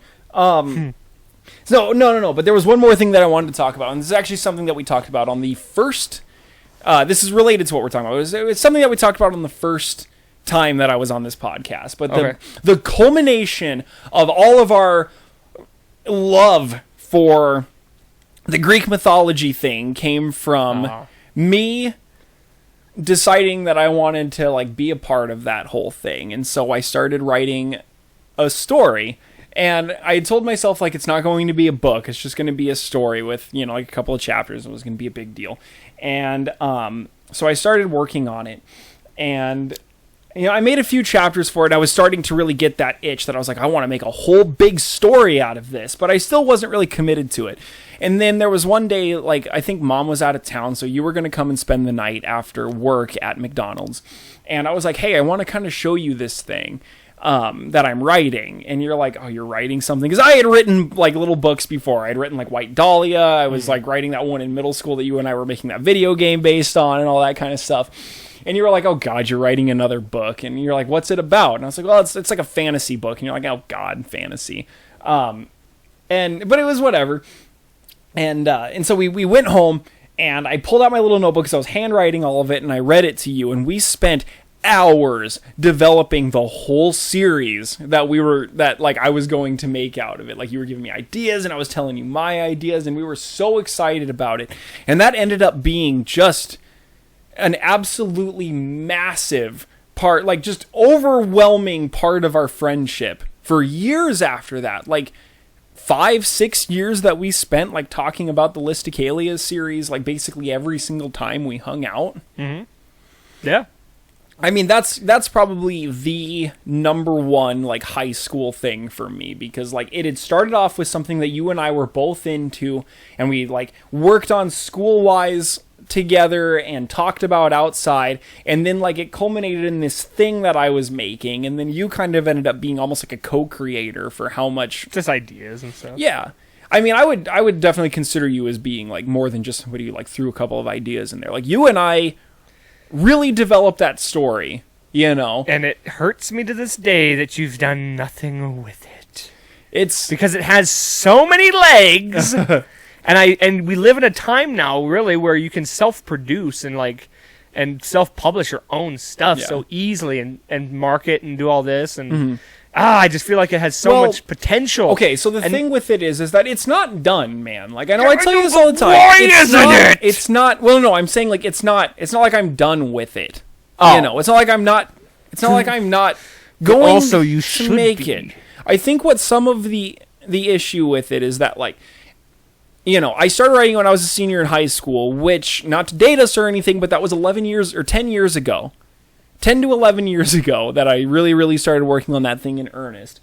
And in that time, like, I have a lot of revisions. Well, it's like you and I have gone through a lot of like cognitive development, and I've read a lot of stories, and I've experienced a lot through video games and movies and stuff. And the original storyline that we had for it was pretty thin, and so I added things and I took things out, and I did all this stuff, like, to the point now where it's a 7-book series, which has to have a lot of stuff in it, and I do have a lot of ideas and stuff for it, but it all kind of needs to, like, culminate a little bit. So I'm stewing on it a little bit, but I also feel like I need to work on my ability as a writer before I'm ready to make it. Like, one of the things that I've kind of put myself in a hole with is that, like, it's supposed to be a fantasy story without monsters in it, and that's what I want it to be, but it's hard to make that and make it in a compelling way. Like, when people want fantasy stories, they want dragons. That's one of the biggest things they want. They want dragons, and they want other races. They want Lord of the Rings stuff. But you have the gods. I have the gods, and I have magic. Yeah. You know, and I even have, like, lesser gods now, which are can be kind of monstrous, but there's not, like, goblins and elves and but dragons, also, like, in that literal the sense same and story. Stuff. Yeah, I mean, it's supposed to be different. I want to have this element. It's just something where you have to write that in a very specific way that's going to be good, because you're basically, I mean, it would be like saying, I want to make a sci-fi story without aliens or robots in it. You know? It's possible. Yeah. But it's not really what people generally think about or, like, say that they really, really want in a sci-fi story. So here I am with fantasy, but saying that I'm going to take half of what makes fantasy out and still make a great fantasy story.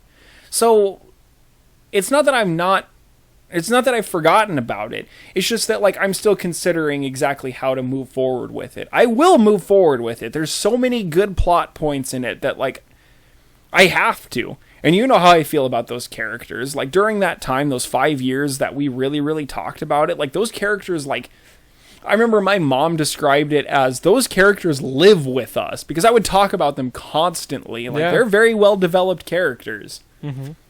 But I'd still like to see it go somewhere eventually. Yeah, I mean, I think that part of it, too, is that, like, I just need to start again. Like, I did restart the whole thing, and I have several chapters written from it, but, like, I need to go with it.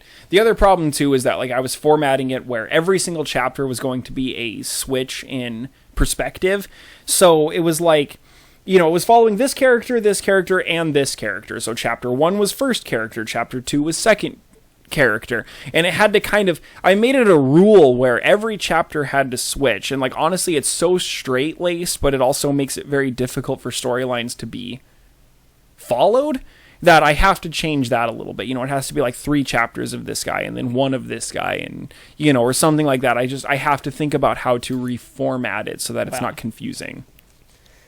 We can talk more about it. Mm-hmm. Those are just the reasons. Now, because we have, like, this whole episode has basically just been, like, a recap of our friendship and all this stuff, you know what I mean? Like, which is fine. Like, right. I mean, it's not like there's any sign of you not coming back on here to talk about other stuff. Mm-hmm. I just thought it was a good idea to, like, have that as I don't know. It's really cool, and it's different from what we have done, because, I mean, the first time we kind of just talked about, like, pretty light stuff like this. The second time we talked about cancel culture and the whole politics surrounding it. The third time we spent 2 hours talking about conspiracy theories and vaccines, which has got to be exhausting for anyone during that time. So this time we want to talk about something light. However... Wait. Before we get to that, because I do want to get to that. We got to say something about it. Yeah, let's just go ahead and do it. Okay. So... Spoiler alert for those of you who are not connected to anything, but we have a serious geopolitical situation happening right now. And neither one of us are geopolitical experts, but it is something that I'm sure you're not surprised about. It's something that I have been paying a lot of attention to as it's kind of been going on. So what's happening, obviously, is I would say Russia, but I feel like that is inaccurate. So I think the way that we need to frame this is Vladimir Putin is invading Ukraine, the country of Ukraine, which, by the way, I might say the Ukraine a few times, and that is a mistake, and I apologize. The other thing that I do want to say is that it's not Kiev, it's Kyiv. Kiev is... Like, Kiev, spelled K-I-E-V, is the Russian pronunciation and spelling of that city's name. It's actually spelled by Ukraine rules or whatever, is K-Y-I-V, and it's pronounced Kyiv, from what I understand. So, Anyway. So Vladimir Putin has, over the past couple of weeks... it's ultimately been, like, a long-term plan. This has been coming for a long time. This is a reason why, as people might recall, a while back he annexed the country of Crimea, because Crimea shares a southern border with Ukraine. So now he's been able to he's got Belarus and he's got Crimea. I guess Putin doesn't have Belarus, but he's got basically a puppet government running it. So he has he put his forces in Belarus, in Russia, and in Crimea, so that he has, basically he can flank it from 2 sides and come in through Russia to attack it. The semantics of the whole situation isn't really I'm sure most people kind of know the situation as it is right now. Right.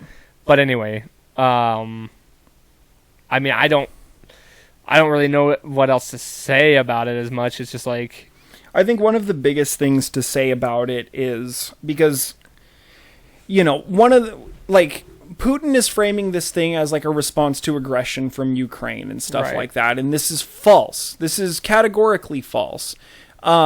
some people have a lot of questions. If we're going to talk about like policy, probably the biggest thing to be talked about here in the States is there's a lot of people that are saying that we need to do something. Like we need to fight on behalf of Ukraine.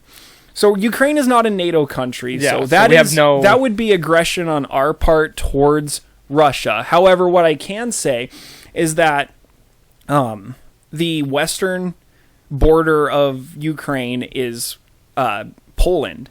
And Poland is a NATO country. Well, there's a lot of NATO countries right there. Yeah. Latvia and... I mean, Finland is right over there, and they're watching the whole thing. There's a lot of NATO countries right there. Putin's actually threatened Finland, which, whatever about that, but, go ahead and try.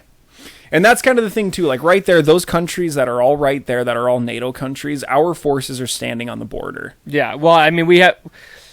It's rough to say, but we have no, political, allegiance to help Ukraine because they're not part of NATO. They've wanted to be part of NATO, but there's been a lot of... I think they didn't want to be part of anything, I thought they wanted to be... No, they've applied to be part of NATO, and it's been kind of a priority of NATO, but there's just been a lot of political stuff related to it. Initially, the public hated the idea, but then after everything happened with Crimea, it actually went up to between 50 and 69% of the Ukrainian public wanting to be I think there's something that's important to state here too, and like you said, I'm no expert on any of this. Right. I'm just restating things I've read. Mm-hmm. I think the control of Ukraine, whether that be, we want to be, I don't want to say we'd want to be in control of Ukraine, but we want to be allies with Ukraine. Right. And Russia wants to control Ukraine it. for not, the main reason I think a lot of this is, and a lot of people don't know this, Ukraine is a very heavy, it's very mineral rich. Mm-hmm. It has it's rich in a lot of ways that it's top in Europe in so many ways. Well, it's a large country. It has good resources. I didn't realize that. I didn't realize Ukraine is the second largest country in Europe. Yeah, it's huge by area. Mm-hmm. I didn't realize that. The other thing about it too is that it's strategic positioning. Well, and also within Europe. Well, and also that too. And it had, it's basically Putin wanting to take back what was the USSR. Right. Well, a lot of people and what they think is rightfully Russia's land. I mean, it goes back to and we're not going to get into this, but the Israel-Palestine thing, that's a whole. It's kind of similar to that, where it's it's who thinks this is mine, so therefore I'm going to take it. Kind of issue that's going on there. But we don't have to talk like that. That's a whole different story in itself. I think sorry, go ahead. What's difficult for me is trying to figure out what exactly it is that Putin is actually doing, because it's not without reason. Well, but I'm trying to figure out exactly what he feels that it is, because this is economic collapse for them, because we're sanctioning the crap out of him. I mean, he doesn't care. Which I'm glad is the route we're taking rather than arms, because that is not going to end. Right. Well, there's a reason why the attacks are not particularly concentrated on the western side of Ukraine. He knows better than to do something that might end up with a stray missile going into Poland, because then there's issues. Then there's problems. And we have to respond to that. But that's problems with... God, that's not a good problem to have for anybody. Well, he knows that too, so he doesn't want to do that. But, it's economic collapse for the country, which he doesn't necessarily care about, because he doesn't particularly care about his public. We know that. He's a dictator.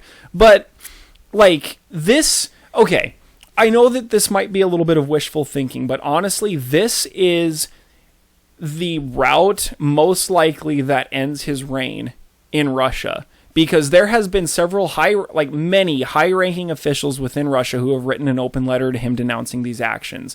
There are protests going on all over Russia, which is a significant thing. That's not particularly significant in this country, but in Russia, when this happened, the Kremlin released a statement saying that anybody found protesting in Russia was going to be considered a rioter and treated as a terrorist. And there's been plenty of arrests. And there has been there was thousands of people who were protesting in Putin's hometown. These people don't want this war so much that they will take the risk to them and their families which is to protest it. I mean, it could very easily be a risk of death. It is a risk of death for them, in large part, especially for just your general public like that. Like, nobody cares if these people disappear, particularly, not so much as if they're like high-ranking people, but high-ranking officials have denounced these actions. People are saying that Putin has kind of gone mad while he's been like in his tight-knit circle by themselves during COVID. And I've seen like comments on the internet saying like, I know how to speak Russian and I watched that thing that Putin just said and he's lost it. And I think that that might be a part of what's going on here. But if that's the case, the idea of a coup or some other like vehicle of removing him from power could be on the table. I know that's kind of wishful thinking, but I think that that's what we should really be hoping for here. Another thing that we need to be monitoring is what China is doing at this time. I think because now there's talk of them taking Taiwan. Mm-hmm.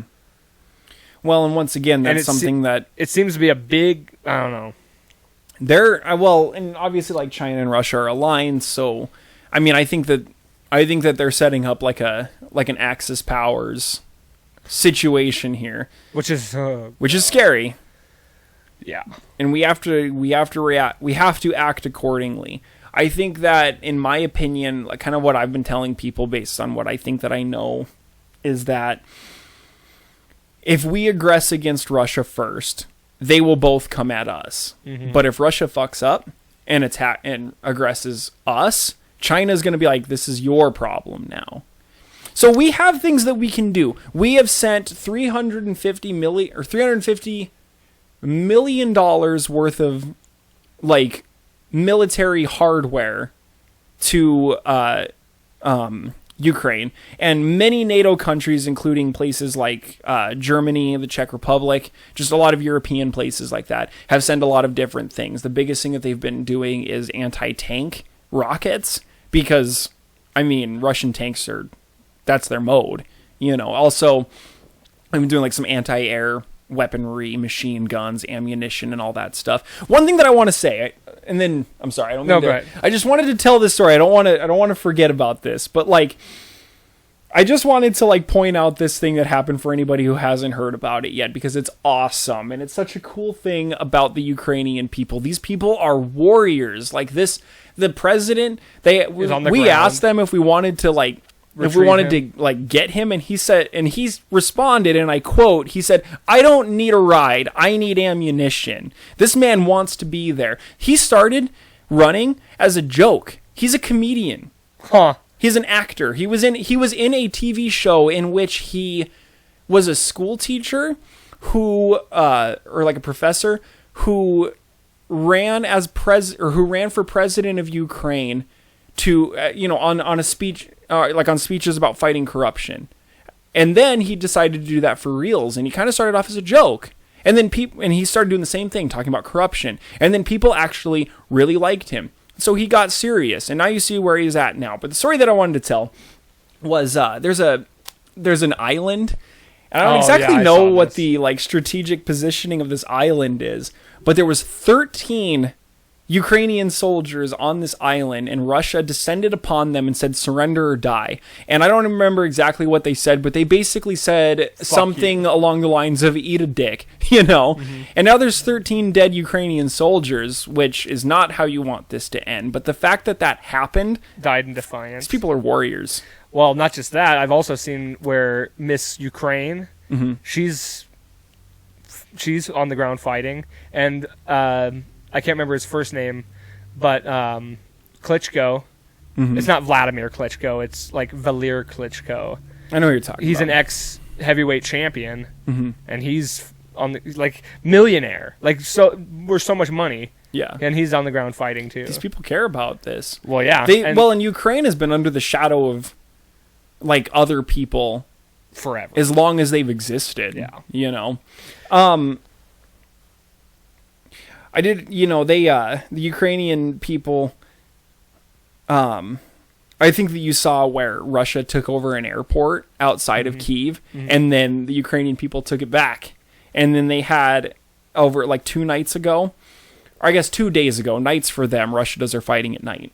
So 2 days ago, Russia attacked the capital of Kyiv from the north and from the east, and were actually successfully repelled by the Ukrainian people. I'm not saying that it's going to end that way, but it happened, and it's an embarrassment for Putin, and that's something that should be highlighted. It's an embarrassment to the point where the Kremlin had to release a statement saying that they actually willingly pulled back their soldiers because they thought that a ceasefire was about to be made, and then decided and then that fell through, so then they're resuming their attack. This is a lie. This is them trying to save face for the fact that they lost their initial assault on Kyiv. One thing I wanted to point out, too, that is a nervous point, for me at least, I don't know, in all this, is, like you said, the whole idea of us making first attack is not, like, if we get involved in whatever way, is not going to end well, in the fact that China and Russia will retaliate against. But we're not going to do that. I hope not, because I am not exactly confident in our commander-in-chief. I just hope he's surrounded by people who are like, I mean, I don't know what you think, but I still to this day am not confident in his like mental capacity. I think that there were better people that could run, but the thing is that, well, I mean, it is what it is now. I'm just talking about what we're dealing with currently. I think it's very clear that he's not exactly like. Okay, well, here's what I'm gonna say about that, because, like, granted, he's old. He's got a stutter. He might very well be, like, in the first stages of dementia. I really don't know about that. I don't know about that. However, one thing that he is not is, like, a live wire. The dude is not a war hawk. The dude is not somebody who reacts with, like, you know, he doesn't go off the cuff. And the thing, too, and I is hope that that's the case. We have the Secretary of Defense. We have all of these people. He put in people who are competent. I honestly think that we are in a better state for this than we were previously. Well, granted, we probably wouldn't have done anything because I feel like we had somebody who would have been supporting Vladimir Putin previously in this entire issue. But the thing about Joe Biden is that he's not a live wire. I hope we're not going to react. We're not going to react with undue aggression. I would hope not. And Biden has made that clear. Well, that's what I would hope for, because the last thing I want is for us to fucking go into World War. The things that he has advocated for are sanctions, which are not going to cause World War III. They will not. We will have a sanction war with them. They will sanction stuff, and we will sanction stuff. Get ready. We're going to be paying $5 a gallon at the gas pump. It's going to happen. Which I can complain about that, but you know what? The people of Ukraine can complain about having their families raped and killed. So I'll take it. But also, on that same note, it's like, we have oil here that we're not drilling. You know, the sun shines everywhere. But still, it's like, we can have our cake and eat it too. Well, that's what I'm saying. The sun shines everywhere. We've already seen that oil is a geopolitical nightmare. Yeah. Time for something else. Well, and and I agree with that, but it's like, if we're talking about right now, which, like, we have to deal with that issue now, well, we're going to have to switch and drill our oil here. Or at least from allies. Or that, but, I mean, like I said, we have it here. That we completely aren't using. Well, but there's more to it than that, because, like, another thing that's happening is that we are, we're removing Russia from SWIFT, which is really one of two major, SWIFT. It's one of two major systems that banks trade money with each other internationally. So basically, by removing them from SWIFT, we're in large part removing them from the world economy. They are a large presence in the world economy. So the world economy is going to be affected, and it's going to be affected negatively. And that's kind of the reality of war. Well, yeah. Anywhere. You know, in regards to superpowers. Yeah, I'm just saying in regards I agree with you. To the gas and the oil We do need thing. to do something else, but like your solution is drill oil elsewhere. My solution is we need to figure out a different I think we've already source kind of of energy. Been but we need to moving toward we need to really move towards it, because this is going to continue to be a problem, and it's a problem in other ways too. I'm not going to get into global warming, but I think that everyone can agree that pollution is bad. Well, wind and sun doesn't cause those things, but lithium ion does. Mining lithium ion is not cheap nor healthy for the environment. and that's what creates batteries for. I understand that. Nothing is going to be without its drawbacks. But I can tell you that lithium ion is not going to be a major geopolitical thing that's going to allow superpowers to subjugate smaller countries. It already has been, though. That's why we invaded Afghanistan. Not in the way that this is. Oil is. Afghanistan was related to like the previous battle that had happened with Bush Sr., right, which was over Kuwait, which is an oil-rich country. But we were with also the Desert mining Storm lithium. thing.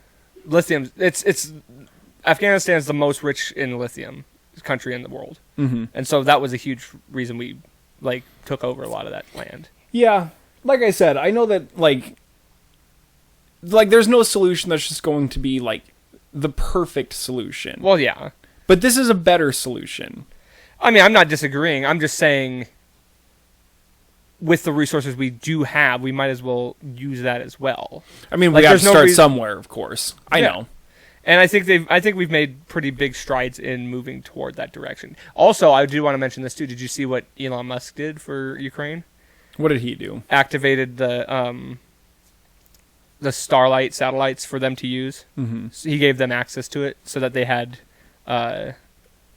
internet and stuff to be able to communicate and do different things. Mm-hmm. It very much, because Russia shut off their ability to access internet connection and stuff. Yeah, and he gave them access. It was. I'm sure that's good PR for him. Well, and I'm sure it helps them. Mm-hmm. They asked him for the help. Yeah, and he was like, "Yeah." So I thought that was pretty cool. It's a good thing. Yeah, I just saw that today, and I was like, Mm-hmm. Because I don't know that was ever it wasn't going to be used yet, or so. I don't know. I don't really know much about that. Yeah, Starlight thing. I don't know a whole lot about it either. I'll have to look into it. I just thought that was cool that it was just a lot of people have their back, and yeah, I'm definitely on their. I mean, there are ways that we as people can help the Ukrainian people as well. Obviously we can't strap on a gun and go over there and help fight or anything like that. I mean, I guess you can, but that's not really the way. I think that the number one way that we can probably help is that we should be advocating for help for refugees. There's a lot of civilians that are suffering right now, and the places that are close, like Poland, who shares a border with Ukraine, has said that they will accept refugees. Please come. And they have they've already set up ways to bring them in and get them to where they need to go. I think that countries around the world, especially in Europe, but other places too, need to be ready for that as well. And we probably are going to need to be ready for that for Taiwan as well if it's going to happen. These people need places to go. Yeah. And then it'll mitigate suffering. Right. Well, ultimately the best way to topple a country is monetarily. Mm-hmm. And that's what they're planning on doing. Well, that's what we're doing as well with the sanctions. With our sanctioning and everything. If we make it so that Russia literally cannot fund anything, to fund a war effort, then they have nothing. They have no choice but to pull back. The problem with it is that if we want to sanction them that way, we need to sanction them where they hurt or where it's going to hurt. And their biggest export is gas. Yeah. And the problem with that is that a lot of Europe relies on them for gas. Germany completely and totally eliminated coal from their energy resources, but they use gas. And it's almost entirely from Russia. They were initially voting to not remove them from SWIFT. Mm-hmm. And all of these things. But then again, we refuse to sanction them on gas. But see, and that's where our country. See, now, yeah, that's a problem. That's their biggest resource. Well, and it's that's where I'm saying if we have alternative ways to do that, and even if we're exporting it to other countries that get it from Russia, I mean, I think that's a solution in itself. Right. And it adds jobs to here anyway. Mm-hmm. I don't know. It just makes sense to me. Yeah. I mean, your solution, my solution, both of our solutions together, probably. But something. Yeah. Well, hopefully. The problem is that people aren't going to be willing to pay $5 in gas. $5 a gallon in gas. And that's the reason why we're not doing it. I mean, we said that like our government came out and said that we are not sanctioning them on gas because that is against the interests of the American people. Right. But I'm saying, and like I said, what I'm saying is, if we were to just get it from here, we wouldn't have to deal with that. We could literally have our cake and eat it too. Yeah. But along with moving to other energy sources, we can do both. Yes, of course, and I'm all for that as well. Mm-hmm. Anyway, so Ukraine is definitely in our thoughts and all that, and I hate that too. I hate saying like thoughts and prayers. Yeah, I hate that. But it's like there's not a lot that we as individuals, I myself can do. Like, I think that what we're doing right now is we're drawing attention to it. Yeah. I think that we need to hold others accountable to draw attention to it in the proper way. I know that like there's been talk from like athletes and stuff, or like other people who really haven't like had the courage to call this out for what it is. And I know like they're athletes. It's not really their job or anything, but we all as a community need to be drawing attention to this in the proper way. The people who have the power to help Ukraine the way that they can need to be doing it, and we as a public need to pressure them to do so. And I think for us as the little people to draw attention to those issues and demand that of the people in power, that's what we can do. That's better than thoughts and prayers. But what about Rasputin? What about Rasputin? He was Russian. He was. He needs to talk about this. He's dead. Oh. Well, he needs to not talk about it. That'd be scary. You know who Rasputin is, right? I don't remember exactly. Oh, he was like the crazy dude that like convinced the Tsar that he was like a holy man, like a witch doctor holy man, and like ended up just like fooling everybody, and I think tried to poison. He either tried or succeeded in poisoning the Tsar. But no, that's not correct, because the Tsar was overtaken by the Bolsheviks. Okay. But you're saying that he tried to poison the leader of Russia? Yeah. Okay, so we need some more Rasputins. That's what I'm saying. Yeah. All right. That's pretty much going to wrap it up, I think. And you know how we do this. You've done it before. One positive, motivational, inspirational message to the audience to close out the show. All right. Let's see. Like as I've kind of been telling you about, I'm kind of doing my education right now for school counseling and stuff, and we kind of talked a little bit about counseling. And I think that this is a really cool way to frame issues for yourself, like if you're having issues in your life or whatever. This is a concept from reality therapy, and they basically say that for issues in your life, not things that are like huge issues, but for like things especially related to like emotional issues and stuff that you might be going through, framing it in 4 questions can really, really help you create a plan to help yourself. And the issues are, what is it that's happening right now? So like, for example, I use this with my kids, so that I work with. So like if a kid's having an issue with another peer, I'll say, okay, the first question is, what is your goal here? So for them, I'll say, like, what is your goal with your interactions with this other person? And they'll say something to me like, I want them to leave me alone. And I'll say, okay, well, what are you doing to make that goal happen for you right now? And they'll be like, well, I'm bullying them back or something like that. And I'll be like, okay, well, how's that going? How's that getting you closer to your goal? Well, it's not working very well. And then from that point, we say, okay, well, what can we do differently? And we kind of get through that, and kind of framing all of that stuff that way, I think really like sets up like a map for success if you're going through things. Alternative routes to a means. Yep.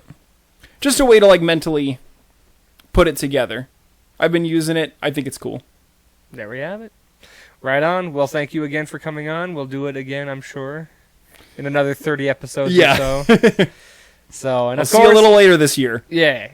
And thank you all for listening, of course. Like, share, subscribe, do all the bull. But most importantly, don't forget, life's a garden. Dig it.